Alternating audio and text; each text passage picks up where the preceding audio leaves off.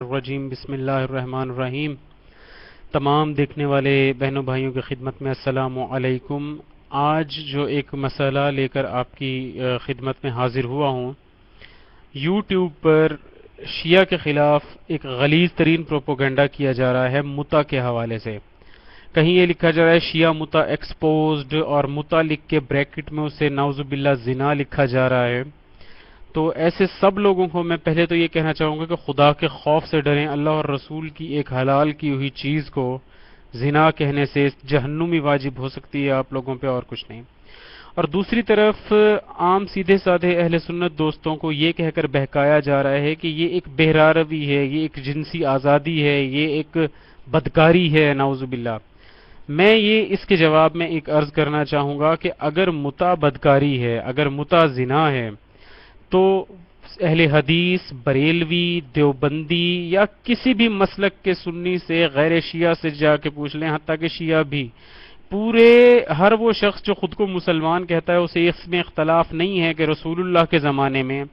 بازاروں میں لونڈیاں فروخت ہوتی تھیں، عورتیں بکا کرتی تھیں، قیدیوں کی عورتیں جو غلام ہوتی تھیں، جو غلام اور کنیز کے طور پہ آتی تھیں، وہ بکا کرتی تھیں۔ اس کو خرید کے اگر ایک مرد لے آئے، اس کے ساتھ ہم بستری کرے، اس کے ساتھ سیکس کرے،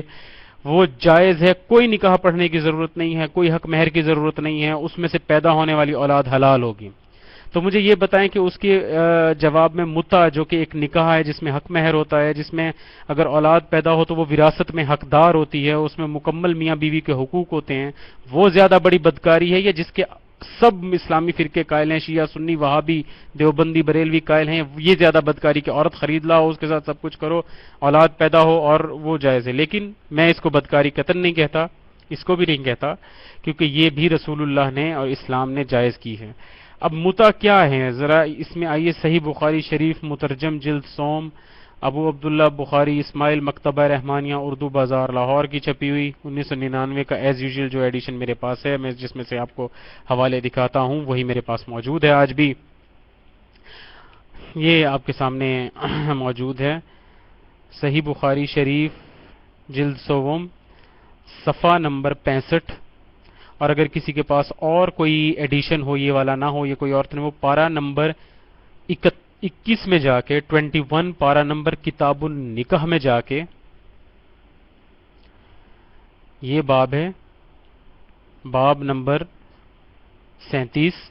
مجرد رہنا اور اپنے تئیں نامرد بنا دینا منع ہے، یہ باب کا نام ہے۔ اور اس میں آپ آئیے، یہ حدیث نمبر 68 میرے سامنے ہے۔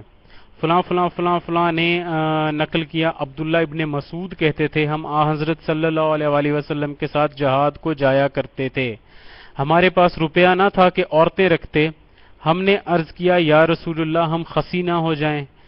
آپ نے ہم کو اس بات سے منع فرمایا، یعنی خسی ہونے سے، پھر اس کے بعد آپ نے نکاح کو آسان کر دیا۔ یہ دیکھیے، یہ اگلا صفحہ نمبر 66، یہ وہی، نکاح کو آسان کر دیا، متع کی اجازت دے دی، رخصت دے دی، فرمایا ایک کپڑے کے بدل عورت سے متع کر سکتے ہو۔ پھر عبداللہ نے یہ آیت پڑھی، اے ایمان والو، اللہ نے جو پاکیزہ چیزیں تمہارے لیے حلال کی ہیں ان کو حرام مت بناؤ اور حد سے مت بڑھو، اللہ حد سے بڑھنے والوں کو پسند نہیں کرتا۔ اور آگے یہ ایک اور حدیث ہے، متع کا بیان یہاں پہ ختم ہو گیا۔ اور یہ جو آیت یہاں پہ حضرت عبداللہ ابن مسعود نے پڑھی، اگر آپ کتاب صحیح بخاری کی کتاب التفسیر میں جائیں اور اسی آیت کی تفسیر پڑھیں تو عبداللہ ابن مسعود فرماتے ہیں کہ یہ آیت متع کی شان میں نازل ہوئی کہ اے ایمان والو،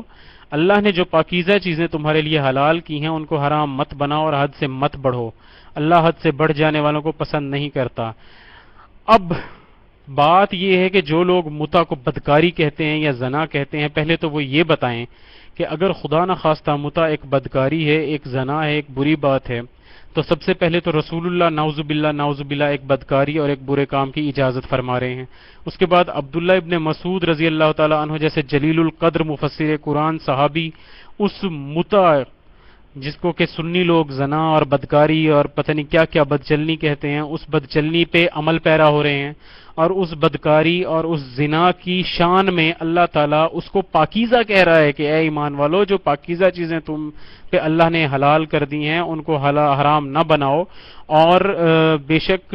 حد سے اللہ حد سے نہ بڑھ جاؤ، اور بے شک اللہ تعالیٰ حد سے بڑھ جانے والوں کو پسند نہیں کرتا۔ تو ذرا تھوڑی دیر کے لیے سوچیں کہ شیعہ کی دشمنی میں اللہ کی بھی دشمنی مول لے رہے ہیں، رسول اللہ کی بھی دشمنی مول لے رہے ہیں، حضرت عبداللہ ابن مسعود جیسے عظیم صحابی اور دیگر صحابہ، حضرت علی اور بے تحاشا صحابہ ہیں جو ملتے ہیں کہ متع کے قائل تھے، ہیں اور رہیں گے، کیونکہ ٹھیک ہے کہ متع آج کل کے دور میں اس طرح رائج نہیں رہا، جس طرح سے آج کل کنیزیں نہیں ملتی، خریدی نہیں جاتی، متع کا رواج بھی عام نہیں رہا، لیکن اللہ اور اس کے رسول کے کیے ہوئے ایک حلال کو ہم حرام کہنا شروع کر دیں؟ کون سی شریعت ہے؟ کون سا دین ہے یہ؟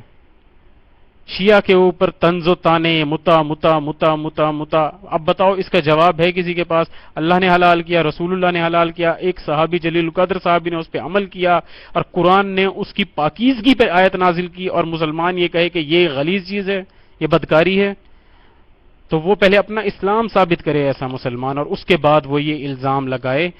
اللہ تعالی ہم سب کو آنکھیں اور کان اور دل کھول کے دلوں کی مہریں کھل جانے کی توفیق عطا کرے، اور